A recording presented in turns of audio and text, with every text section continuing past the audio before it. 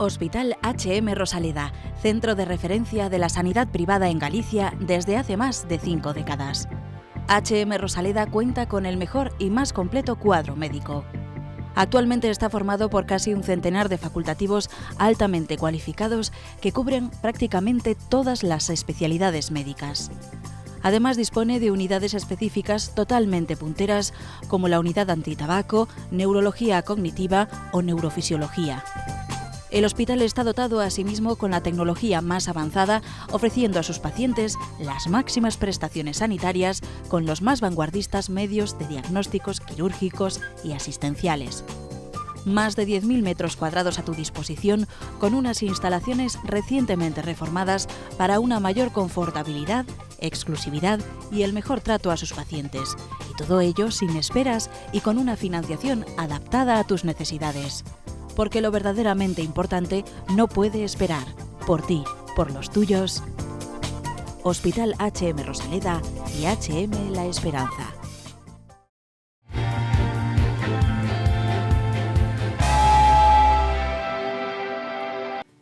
Seguimos hablando de enfermedades metabólicas. En este programa le toca el turno a la diabetes mellitus, una enfermedad que se beneficia de la práctica del ejercicio físico y que se caracteriza por un aumento de la glucosa en sangre. ¿No es así, doctor Santiago Ángel Arboleda? Que yo pensaba que Ángel era nombre, pero no, Ángel es el primer apellido.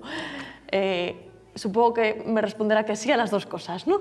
A las dos preguntas. Así es, María. Así es. Sí, en la diabetes lo que encontramos es unas cifras de glicemia elevadas, un estado en sangre de hiperglicemia, y aparte hay una resistencia en los órganos diana, que son especialmente el músculo y el adipocito, a la acción de la insulina. ¿Los órganos diana cuáles son? Sobre todo el músculo y sobre todo el tejido graso, que son los que utilizan tanto la glicemia como los ácidos grasos para producir energía. ¿Cómo sabemos si una persona tiene diabetes, doctor? Bueno, hay unos criterios diagnósticos o cuando tenemos síntomas. Podemos detectar en una analítica casual, por ejemplo, que nos hacemos una glicemia en ayunas, cifras de glucosa elevada, en este caso por encima de 126 miligramos sobre decilitro, o en pacientes que a lo mejor tienen síntomas, como puede ser mucha sed, comen mucho, lo que llamamos polifagia, muchas veces es pérdida de peso, sin que haya una causa establecida, otras veces hay visión borrosa, muchas veces hay mareo, muchas veces hay deshidratación. Son pacientes que pierden mucho líquido, orinan mucho y a su vez tienen que estar consumiendo mucha agua, bebiendo frecuentemente. Porque ese estado de glicemia elevado, esa azúcar alta en sangre, también se filtra por el riñón y entonces conlleva como generar un gradiente osmótico que hace que el paciente pierda mucho líquido, se deshidrate. Con lo cual también está muy cansado el paciente, supongo, que también ese es uno de los síntomas, ¿no? Sí, el cansancio físico. Uno de los síntomas, muchas veces falta de concentración, astenia, lo que se llama adinamia. Estoy segura que a estas alturas mucha gente debe de estar pensando, uy, yo tengo todo esto, veo borroso, tengo mucha sed. Claro, no hay que alarmar, ¿no? Y que los pacientes que nos estén viendo, los espectadores que nos estén viendo, tienen que saber que no por el hecho de tener esos síntomas en un momento dado quiere decir que estén desarrollando una diabetes, ¿verdad? Claro, estos síntomas asociados a una glicemia, a una analítica casual que nos dé por encima de 200 en este caso. Ajá. Porque ¿cuál es el valor normal aproximadamente de la glucosa en sangre, doctor? Ahí hablamos de normoglicémico para una glucosa en ayunas por debajo de 100. Por debajo de 100. En ayunas por debajo de 100. Exacto. Luego tenemos un valor que está entre 100 y 125, entonces hablamos de hiperglicemia en ayunas sin ser todavía criterio diagnóstico de diabetes. Y una glicemia en ayunas por encima de 126 Lo ideal es repetir esa toma, muchas veces pues, pueden haber errores, pero ya 2 tomas consecutivas que nos den por encima de 126 nos hace el diagnóstico, o tenemos lo que es la prueba o curva de tolerancia a la administración de 75 gramos de glucosa. Entonces al paciente, cuando se sospecha que puede tener una diabetes o puede tener una resistencia a la acción de la insulina, se le da a tomar 75 gramos de glucosa y se miden esos niveles de glicemia a las 2 horas. Con lo cual, claro, la prueba diagnóstica es muy sencilla, o sea, es tan sencilla como eso. Y una vez que es diagnosticado de diabetes, ¿qué pasa? Una vez diagnosticado diabetes hay que ponerse en tratamiento, hay que realizar una serie de medidas que van a conllevar a una restricción calórica, a seguir una dieta, a poder hacer ejercicio para aumentar mi gasto calórico y utilizar mejor esas reservas, esas calorías, complementar con otros estudios para valorar cómo está la visión, cómo está el riñón, cómo está el corazón.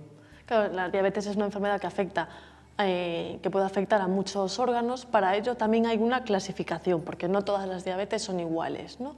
La mellitus es una muy concreta, ¿no? Que no tiene nada que ver con el resto de diabetes. ¿Me equivoco o no? Bueno, hablamos de lo que es la diabetes mellitus tipo 1. Tipo 1. Que es sobre todo de origen genético, la diabetes que desarrollamos desde muy temprana edad, sobre todo en los niños. Es una diabetes que por lo general requiere insulina para su tratamiento.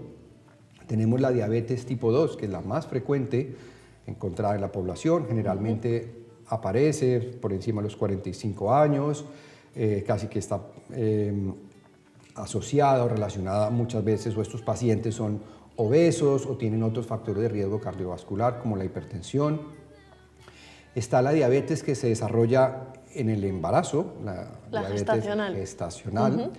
Y otros síndromes que se clasifican como otro tipo de diabetes, ya menos comunes, muchas veces asociados a fármacos, posterior a infecciones que se afecta el páncreas, traumatismos, básicamente. Con lo cual, las complicaciones son muchas las que conlleva esta enfermedad, ¿no? Las más frecuentes, ¿cuáles son? Porque incluso una persona puede perder visión, ¿verdad?, por la diabetes. Sí, estos son sobre todo complicaciones a largo plazo. Ajá. Están lo que son las complicaciones agudas, que es muchas veces el paciente que va a urgencias descompensado, sí. Es la diabetes descompensada, cuando esas cifras de azúcar son muy altas y generan una deshidratación importante, es lo que se conoce como el síndrome hiperosmolar no cetósico, y lo que es la cetoacidosis diabética, que se ve generalmente en pacientes con diabetes tipo 1. Es más frecuente, aunque también se puede ver en pacientes con diabetes tipo 2. Muchas veces estas descompensaciones agudas o estos síndromes se ven asociados a alguna infección que tiene el paciente y le descompensa esa diabetes ya establecida. Hay incluso pacientes que debutan con esto. No se sabía que era diabético, hace un síndrome de estos y se diagnostica una diabetes. Y luego tenemos las complicaciones a largo plazo, claro, o crónicas, y es básicamente por afectación de los vasos sanguíneos, ¿sí? Entonces están lo que son las complicaciones de grandes vasos, entonces es la enfermedad coronaria, entonces puede esto conllevar al infarto, la enfermedad cerebrovascular, que son infartos a nivel cerebral, y luego tenemos las complicaciones de los pequeños vasos que nos generan la retinopatía diabética, la nefropatía diabética, que puede terminar en una insuficiencia renal, y afecta muchas veces los nervios, la sensibilidad, sobre todo en los miembros inferiores. Sí. Y me imagino que si a esto le añadimos el tabaco, ya peor, ¿no? Claro, todos estos son riesgos que van sumando e incrementan la posibilidad a lo mejor de tener alguna enfermedad más seria. Y bueno, pues para dejar de hablar un poco de enfermedades, o por lo menos para evitar que aparezcan las que no queremos, volvemos otra vez a las bondades del ejercicio físico, ¿no? En este caso, los pacientes con diabetes mellitus también se pueden sentir beneficiados. ¿Qué tipo de ejercicio tienen que realizar, doctor? ¿Alguno específico? Sí, en este caso los pacientes diabéticos o las personas que a lo mejor están en ese estadio previo que puedan llevar a desarrollar diabetes, bien sea porque tienen el antecedente genético o tienen algunos factores de riesgo como la obesidad, como el sedentarismo, se benefician muchísimo del ejercicio, sobre todo del ejercicio aeróbico, o que se puede combinar también con el ejercicio de fuerza. El ejercicio aeróbico tiene el beneficio que reduce, aparte, la posibilidad de desarrollar enfermedades cardiovasculares, mejora mucho el riego sanguíneo, ¿sí? Y sirve muchísimo para disminuir esa resistencia a la insulina, que es una de las alteraciones que encontramos en el paciente diabético o el mal llamado paciente prediabético. Y el ejercicio también lleva a que con el tiempo se producen cambios enzimáticos en el músculo que conllevan a que ese exceso de azúcar que tenemos en sangre se pueda utilizar mucho mejor. Pues ya ven, yo creo que queda todo bastante claro. La práctica del ejercicio físico nos beneficia a todos. Es barato, ¿verdad? Muy barato. Porque no hay por qué ir al gimnasio. Bueno, si uno puede ir, pues tanto mejor, ¿no? Porque siempre está muy bien. Y si ese ejercicio, bueno, pues está orientado por un preparador, mucho mejor, ¿no? Porque también hay que prevenir lesiones. Usted es experto en eso como médico especialista en medicina deportiva, así que lo que todos tenemos que hacer es lo que dijo el doctor: hacer ejercicio, alimentarnos bien, evitar el tabaco, beber de vez en cuando, ¿no? Alguna copita sí podemos tomar, ¿no? Bueno, alguna, cuando sea la ocasión, un vino, pues tiene algún beneficio efectivamente para... Sobre todo antioxidante. Exacto, por el efecto antioxidante que hay. Eso combinado, por ejemplo, con la dieta mediterránea, ¿no? Esos son lo que se ha estudiado. Pues con esto yo no tengo nada más que decir, más que recordarles que el doctor Santiago Ángel Arboleda se encuentra en HM Rosaleda y, como siempre, HM Hospitales siempre a la vanguardia. Y sobre todo, que los gallegos no tenemos por qué salir de aquí para que nos atiendan de la mejor manera y con la atención que todos nos merecemos.